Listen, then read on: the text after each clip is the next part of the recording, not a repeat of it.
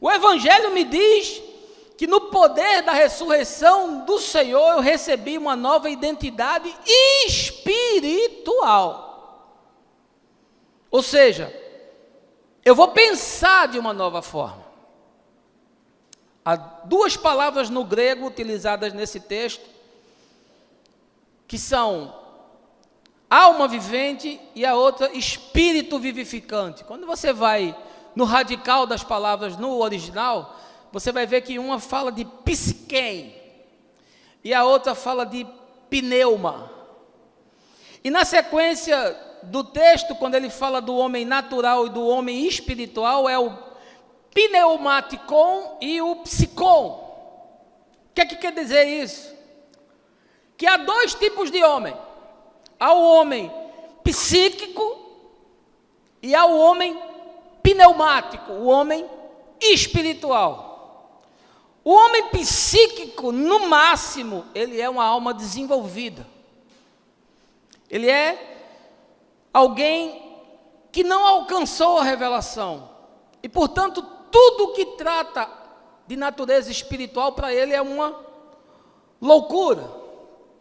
Porque ele é uma pessoa que teve a sua psique evoluída. Quando muito, ele se apropriou da gnosis, do conhecimento. Ele consegue compreender, ele consegue entender, ele consegue processar coisas. Mas isso tudo na dimensão do natural, do previsível, do estudável, na dimensão do que é finito, do que é falível, mas ele não consegue ser sensibilizado para as camadas de natureza espiritual. Você recebeu em Jesus a possibilidade de ser mais do que um homem psíquico, você pode ser um homem espiritual. E olha, isso faz toda a diferença. Porque o que mais existe na igreja é homem psíquico. E o que menos existe na igreja é o homem espiritual. E óbvio que eu estou usando o homem aqui como genérico. As mulheres estão, obviamente, incluídas nisso. Homem psíquico é aquele que conhece pelo experimento, pelos sentidos, pelo tato, pela visão, pela degustação, está ligada, associada à experiência básica, primária, humana, tangível, finita. Mas o espiritual não.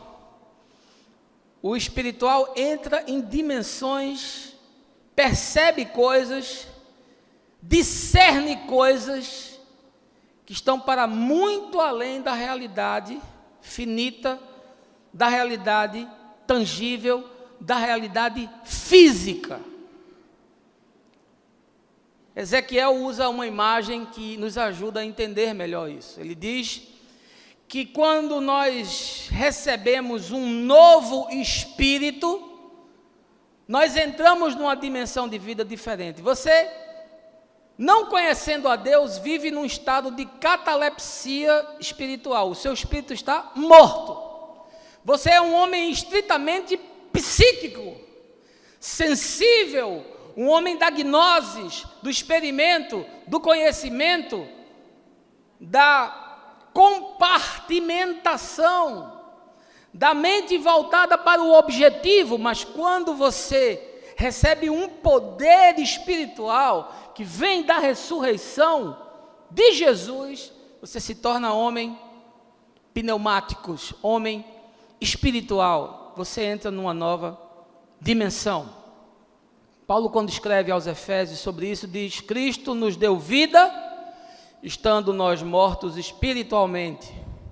E ainda acrescenta: desperta tu que dorme, levanta-te dentre os mortos e Cristo te vivificará. São textos como esse que nos dão a capacidade de compreender que a ressurreição tem duas dimensões, uma imediata, a outra para o futuro. Uma opera em mim agora, a outra só vai operar ao depois. E essa ação de natureza espiritual, fenomenológica, metafísica, a gente não vê, mas ela acontece, produz um ascender da consciência numa dimensão diferente. Por isso Jesus disse: se os teus olhos forem bons, todo o teu corpo será luz. O que ele está afirmando é: se a tua consciência foi acesa pelo poder do Espírito na ressurreição, você vai entender e viver a vida de uma forma completamente diferente.